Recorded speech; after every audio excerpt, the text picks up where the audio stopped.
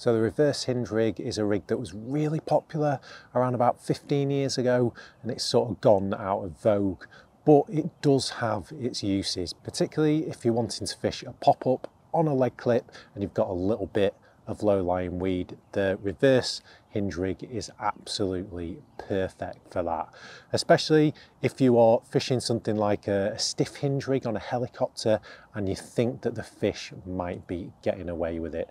The hook holds on this rig are always incredible, and it always nails them right in the bottom lip. So in this video, of course, I'm going to show you how to tie it. So the first thing that you will need is some chod rig material, and the one that I'm using is the 30-pound Scorpion chod link. So the first part of this rig is basically just like a chod rig essentially. So just snip around about 8 inches of that off. Then take a size 4 choddy hook. I would definitely go for a biggish hook on this. The rig itself is most suited to boilie fishing. So yeah, a size 4 choddy hook is perfect for a little pop-up rig. As I said, this bottom section is basically just a chod rig. So obviously just pass the chod rig material through the back of the hook, leave a little bit of tag end, and then I will form an knotless knot, 8 turns down the shank of that hook, through the back of the eye,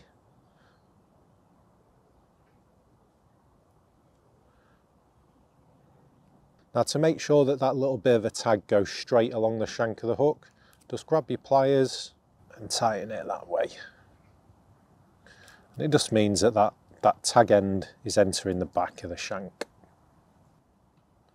From there, just grab a micro ring swivel, thread that onto the actual tag. Just trim off that and trim off your tag end at an angle so it's easier to pass through the eye, and just pass that little tag end through the back of your eye like so. Pull that down to form the D of the rig. And it's just a case of trimming that tag end and then giving that D a little light and a blob. Obviously be careful not to burn the rest of your rig. And that is then basically the chod rig part of the rig actually formed. So the next thing that you need is a little bit of a soft boom material. Now the way that this rig works, basically you've got a stiff part of the actual rig and then you've got a soft boom. So if you've got low-lying weed, it basically just means that the actual hook length material will be lying nice and flat with your little chod rig just poking up above. So the material that I'm using to form the actual boom section or the length of the rig is the soft coated braid. Soft coated braid is perfect for this one just because it's nice and supple, of course, and when you're using it on a leg clip, it just means that if you are fishing on low-lying weed, this is just going to hug the contours, obviously, over that little bit of low-lying weed, and then you've just got that little chod section just hovering above, ready for that carp to take it. In terms of length, I do like to fish these, at least for me, quite a long rig, anything between 10 and 12 inches. So I'm going to take quite a bit of this and then just trim that off. Then the next thing you're going to do is just expose some of the core of the actual hook length material. I would say around about 5 inches in total. So just take a rig puller, pass that down there, give it a pull, just to expose that braid. Now in terms of how you actually set the height of your rig, it's down to you. Sometimes I like to fish them quite short, like super short. Other times I like to fish them quite long.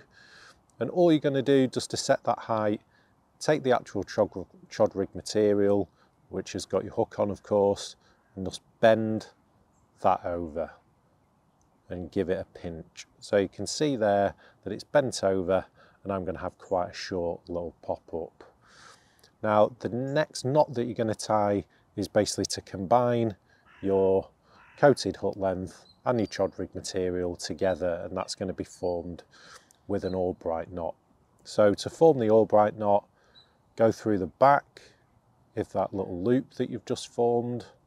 Then you just want to pull this right to the edge of where that coating meets the exposed braid, and then you're just going to trap that in place with your hand. Once you've pinched that, it's just a case of wrapping down towards the hook. Around about 7 turns is always good for me. And then you're just going to come back up again. So you're going to come back up now towards the coated braid, back up that knot again, another 5 or 6 times.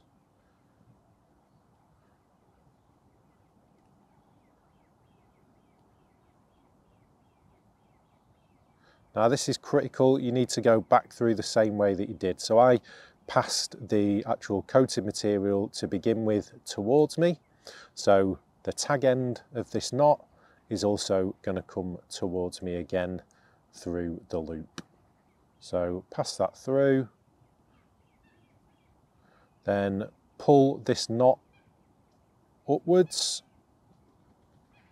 like so.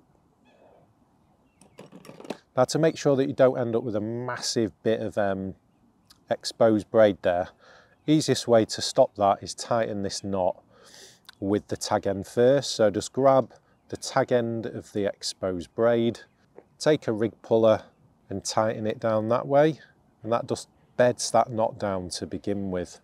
And then once you've done that, grab your actual coated braid now and pull that, and it will just tighten it all down, and you'll just end up with a little bit of exposed braid above that knot.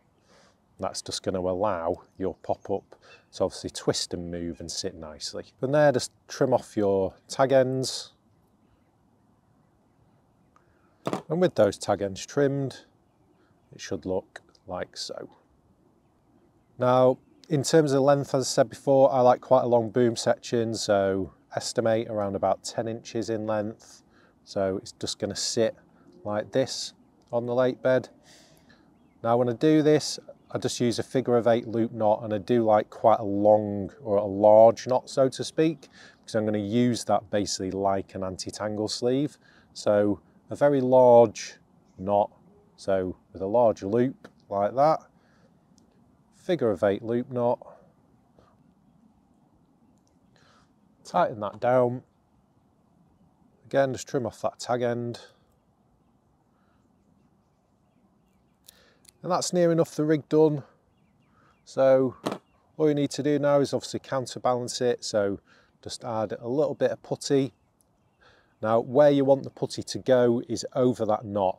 Now when you are putting the putty on as well, just make sure that you still leave some of this exposed braid, otherwise the rig just isn't going to sit right. So make sure it's on nice and secure, and I like to just roll it a little bit, and then I'd like to have like a little bit at the bottom that's straight. It just ends up a little bit neater when it's sat on the lake bed.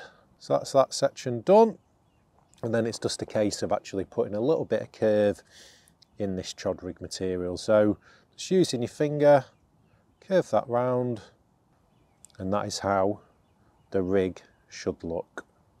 Then it's just a case of mounting your pop-up. So I'll just bang a pop-up in on here just for demonstration purposes, and essentially that is the rig. I absolutely love this rig under certain conditions. As I said, low-lying weed, if you're wanting to use a leg clip and you just want that more effective hooking scenario using a leg clip, but you've got a little bit of low-lying weed, the reverse hinge rig is absolutely perfect for that. As I said, it absolutely nails them. It's quite good if you've got a lot of tench in your water as well and you don't want to use a Ronnie rig. It doesn't seem to pick up the tench, but it certainly seems to pick up the carp. In terms of tips when using this, I would say at times it is quite prone to tangling. So just make sure that when you are casting this out, particularly with a soft boom, when you are casting it out, just make sure that you are watching that rig to make sure that there is some separation, obviously, as it lands. And that is really it in terms of the sort of technicalities or the downsides of it. It's an extremely good hooker. As I said, it delves them every single time. So if you've maybe got loads of tension in your water, or if you're fishing over a spreader boilie and you've got a little bit of low-lying weed and you feel like they are getting a little away with it a little bit, give the reverse hinge rig a go, and I'm sure they will be absolutely nailed on this rig. So yeah, thank you very much for watching. Hope you found this little rig tutorial useful, and I will see you on the bank sometime.